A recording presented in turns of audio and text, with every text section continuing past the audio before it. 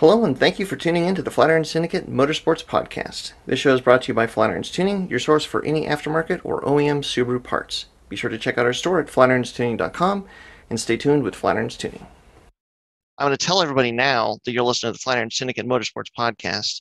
We got Dussex here with us, and we have Cole Powelson from Life Motorsports. And at this point, you've probably heard all about this cool electric Sierra car. But Cole, we're going to go forward because we've got to talk about Pikes Peak because you're doing some crazy stuff for Pikes Peak this year. But I want to go back, staying with the Sierra car for a minute, to Mount Washington. Yeah.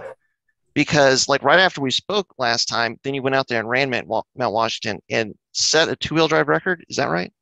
Yeah, two-wheel drive record, the second fastest person ever to run there behind Pastrana himself. So, and you put the video up, and if anybody hasn't watched it, you've got to go out there and watch it. And I got to ask you, like, first and foremost, what was that like? That road looks insane. Very terrifying. Terrifying, I think, is a good word. Yeah, no, it's super spooky, man. It's really the toughest stretch of road I've ever done battle with. And we jokingly, after the first set of race runs, it's unlike Pikes Peak, you get two runs here.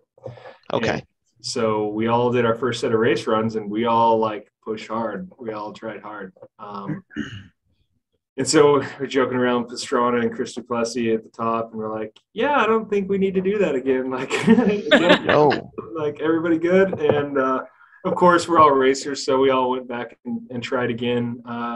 Travis didn't go any quicker. Chris went quicker, and I went quicker.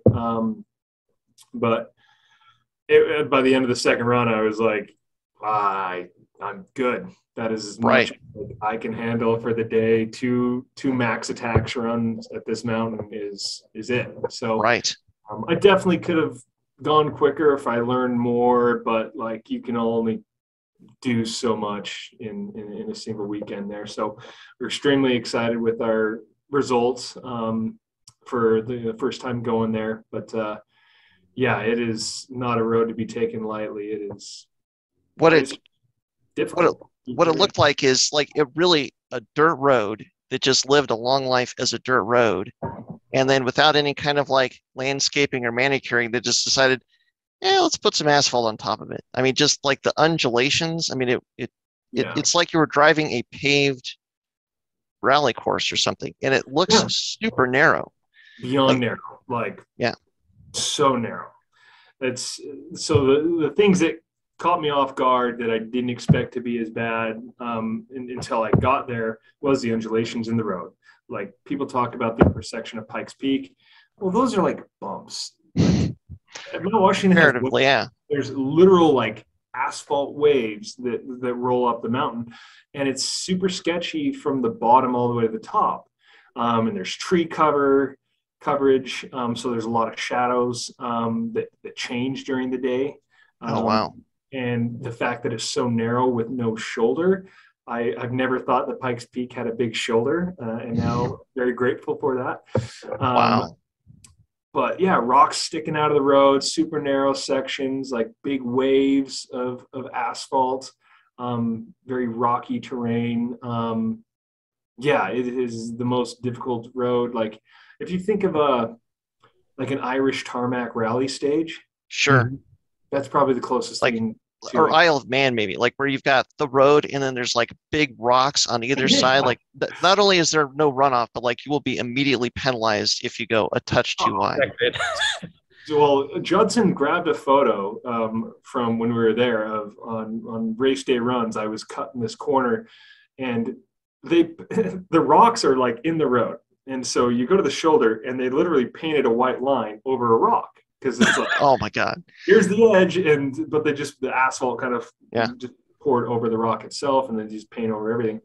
And I remember puckering like because I cut the corner a little bit too much. And you can zoom in on that photo, and it looks like I'm riding over the top. And this is like giant 2 fist size rock, and I just brushed against it, and I remember it, but I had no idea that Judson got it perfectly on camera.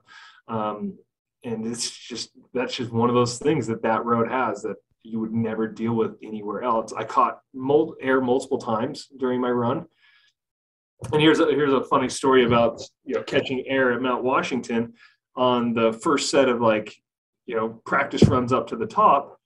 Pastrana goes, "Hey, how many times did you catch air?" And I said, "Oh, I think 2 times." He said, "Rat, but be careful, because you keep jumping further as you go faster. The road is so narrow that if you jump too far, you land past your turn-in point." Oh man. And or your breaking point. Yes. Oof. And I was like, oh, he's totally right, because you think going faster, like you're jumping further. Well, that's great to a certain point until you miss your turning point, because the road constantly moves. There's no section of straight road there. And so it kind of adjusted my driving on a couple of these sections where I caught air immediately. Like the next time I made runs, my run was faster, but I wasn't doing like the jumps. Yeah. It's high.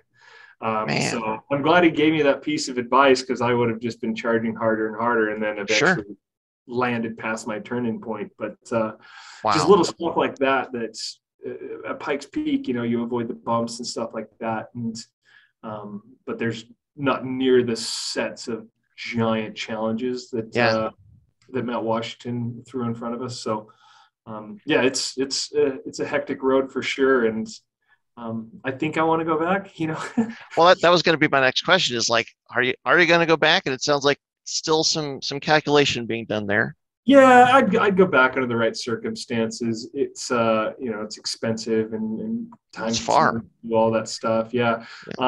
But if the right partner came along to fund the program, then I would happily do it. I'm not in a position right now to fund my own racing.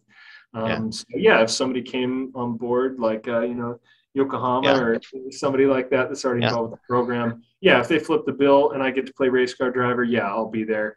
But having to worry about the funding and running the team and doing the driving is really just difficult to do. That's all a lot. Things. I've gotten it done there, so at a certain level, so I'm happy with that. And set a record, and I mean, like, huge result. Yeah, it was just one of those weekends where we could do no wrong. It just went quicker and quicker, and had no drama. The car didn't break. Like, it was just a picture perfect weekend. So part of me is like, why would you ever go back? Like, and the answer is because I'm a racer, and I know there's 7 more seconds there or whatever. Right. So I know I can best it. There's definitely improvements on the car that we made. I know a lot more about suspension setup. I would totally change our suspension setup going back there. So as a racer, I want to go back and better it, but I don't have this yearning desire to conquer the mountain. Same with Pikes Peak. I've kind of like settled my beef with those mountains, and now we're homies, and it's just a place that I want to continue to be involved in, but under the right circumstances. I'm not going to run myself ragged trying to do everything, but I certainly wouldn't pass up the opportunity to work with the right partner to go back and run again. You got to pick your battles to a certain extent. And as you had a phenomenal result in the Sierra Car Alpha at Pikes Peak also. But like almost the proof of concept of the car was Mount Washington. I mean, seeing the kind of bumps that the suspension was absorbing, that you had, I think you had the best package on that race day, even compared to the car that Pastrana was driving, which is the Airslayer, the Vermont Sports Car built, but it's a big car. Yeah. I mean, if you hand me the keys to both of them and said you got to rip up Mount Washington as fast as you can, I would have definitely taken the Sierra versus that car, because I want something that's small. It's got tons of travel. I could see where all the wheels are. So I'm not going to hit anything like on the edges blind. I mean, I think it's a really good fit. The car was born as a rallycross car that we had a naturally aspirated engine in and made it do this thing at Pikes Peak. But because it was already set up for that, and it's got all the rally car stuff. It does, it handles like a rally car. It's got a handbrake that I didn't use it on race day or anything like that, but good suspension travel, good bump steer characteristics through its full range of motion. The fact that we're airborne multiple times, it was, I think it was pretty well suited for that place. And at no point did I like drive beyond my comfort limit. I was at the limit, but I didn't feel like I took on any unnecessary risks or tried to I need to squeeze more time out of it. When I made my second race run, I said, I'm going to do the same thing smoother. And I actually picked up more speed by using less brakes.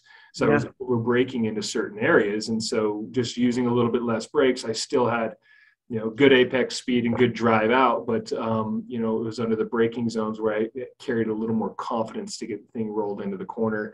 That netted some extra time gained. That's awesome, man. What an experience for sure. And again, like anybody that hasn't watched it, it's going to look like it's fast forward and like double speed. It's not. I could only imagine, like when you were driving, did it feel like it was in slow motion, or was it real time, or did it feel just like crazy hectic as you were? It's hectic, man. Yeah, it was one of the most like, this is like the rally. Hey, Cole, you want to be a rally car driver? Like, now's your chance. Yeah, because it was just, you can't see any corners. I don't know my ass from my elbow there. I don't know anything about that place. Like, I barely knew which direction the next corner went. So I can't say that I mastered it or anything like that. So I was driving what I could see as fast as I could. Okay. But I certainly didn't have the place mastered by any means, which made it all that more hectic for me. So it was the most on point day of driving I think I've ever had in my life, as far as just being like as good as I could have been with the training that I'd done. iRacing didn't even have the game out yet. They launched it there. Pastrana had some opportunities to drive it on the sim, but the dirty dog, he already knows the mountain better than anybody. And he got on the sim a lot. So now that the sim's out, you can get into practice and learn it a little bit. But I didn't have any of that. I could look at some people's old car footage, but nothing was useful. That's I got too dense. Yeah, I got there early and ran the rental car up and down a few times, and I hiked the mountain. I felt like that really it's not the same course, but I felt like I just became one with the mountain in a sense. So I hiked from bottom to the top and just got to learn a little bit more about the features and check it out from another perspective. And that, was what I had to go on race day. But I was far from mastering. Man, sure. It all came together. Excellent shape right there, hiking up the mountain. I need to put my foot on every corner. I love to hike, man. I do the Manitou Incline after Pikes Peak every year, and mountains and race cars are my two favorite things, definitely. So the fact that I get to race cars up beautiful mountains is the best thing ever. So very cool. You make chickens and race cars are right up there. So the mountains kind of get in the way of that. That's right, man. Thanks for tuning in. To hear the whole conversation, click below for the full episode of this podcast, or tune in every week on iTunes or Spotify. If you like these episodes, be sure to like and subscribe to the channel, because your support is what makes all of this possible. As always, this show is brought to you by Flatirons Tuning, your premier source for any Subaru OEM or aftermarket parts. Check out our website at flatirons tuning.com, and as always, stay tuned with Flatirons Tuning.